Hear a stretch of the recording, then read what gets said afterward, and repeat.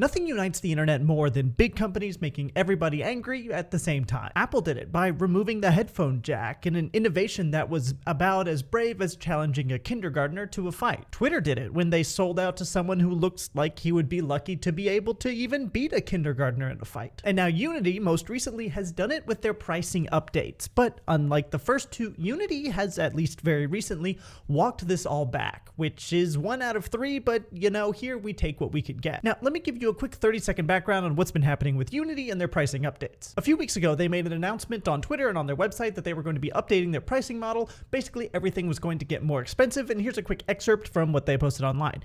Games qualify for the Unity Runtime Fee, which was the way that they were going to charge people more.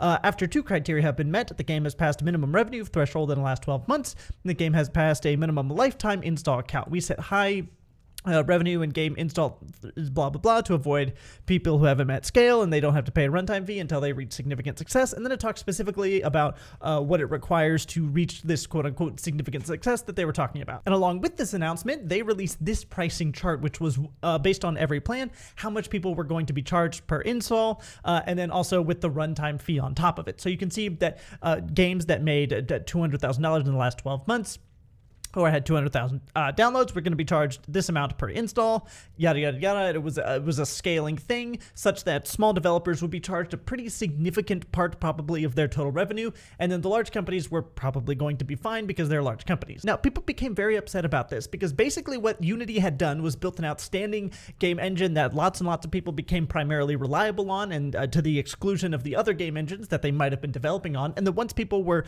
on their platform and reliant on their platform, they started adding in all these fees that people are now either forced to pay or will have to find just an entirely new platform to learn to try and transfer their game over to, which is tremendously difficult to do. Imagine you lived in an office building and you set up everything you needed for your business inside that building, but then the landlord comes along and says, yeah, now that you're here, we're actually going to be tripling your rent. Either you can move out right now and try and find another office building, or you can pay the extra rent. This is essentially what these developers were facing, where it would be tremendously difficult, possibly impossible for huge projects to port over to a new game engine. So they were basically being held hostage, unrelated, peep the dog in the background, they were basically being held hostage to these new fees that Unity was surprise rolling out to everyone. And like I said, this primarily hurts small developers because it creates this kind of war between the developers and the games they're creating for people. Because if you build a game, you want as many people as possible to be able to enjoy that game. Except now you kind of don't, because you're being charged per install. So what you want is a very small group of whales or very rich people who are willing to spend a lot in your game to be the ones to download this game. This creates a weird scenario where indie developers are trying to build games that are purely for profit for a very small percentage of people, as opposed to just fun games that lots of people around the world will be able to enjoy. Now, obviously, this change was met with a tremendous amount of backlash, so much so that they walked it back not once, as you can see on the 17th, they walked it back with an editor's note here and also some tweets that circulated around, but then they had to walk back the walk back because they hadn't walked it back far enough and people were still super upset about it. Exactly 1 week later, they updated this for the 3rd time, and they added this letter as well from the CEO, which we're going to look at right now. It is called an open letter to our community from Mark Whitten, the CEO. And he starts it out, I'm Mark Whitten. I lead the Unity Create, which includes Unity Game Engine and editor teams. So maybe not the CEO after all. I don't remember who this is. I want to say this, that I'm sorry. We should have spoken with more of you, and we should have incorporated more of your feedback before announcing our new runtime policy. Our goal with this policy was to ensure we can continue to support you today and tomorrow and to keep investing in our game engine. This section is very important, and we'll talk about that in just a minute. But hold on to this. Wanted to ensure we can continue to support you. You're what makes Unity great, blah, blah, blah, blah, blah. Nobody really cares about that. He says, our Unity Personal plan will remain free and there will be no runtime fees for game built on Unity Personal, which is what most indie developers use and primarily what people were upset about in the first place. We'll be increasing the cap from $100,000 to $200,000 and we'll remove the requirement to use the Made with Unity splash in the screen.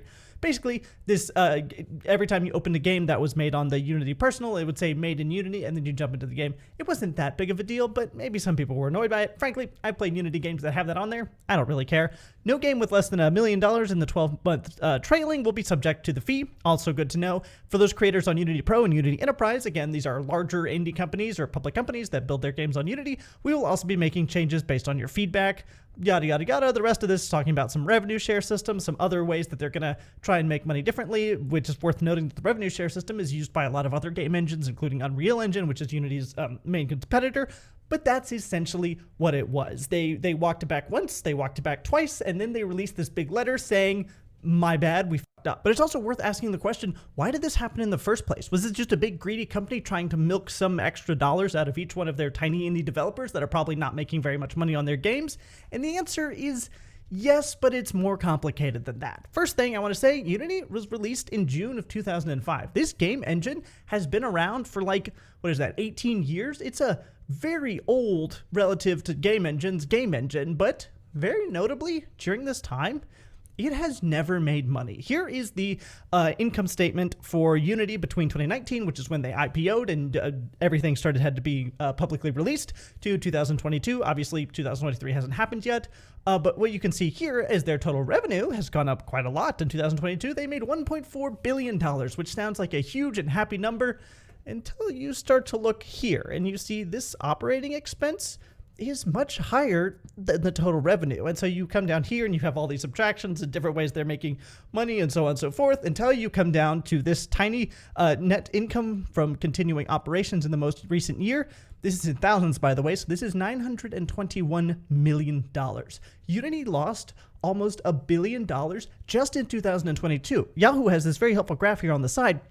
2019, first year, they lost $163 million. Next year, they lost $282 million. Next year, they lost $532 million. And the next year, they lost almost $1 billion.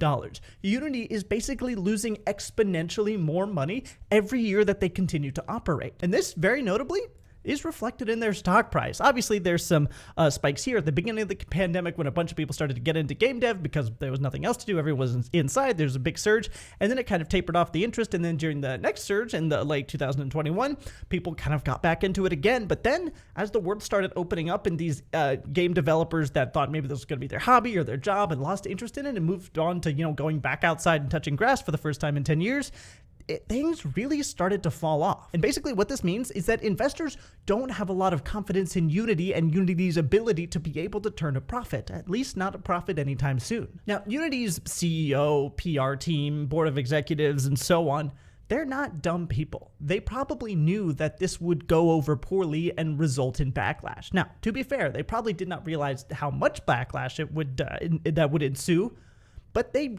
100% knew this was going to be taken poorly. But the idea is you have to weigh how much your reputation is worth with the people that use your product and how much confidence you need to build for the investors that are pouring their money into your company, Peep the dog, so you can continue to operate. Because if the investors lose interest or think you're not going to make money because you've lost billions of dollars, don't eat my shoe. Hey.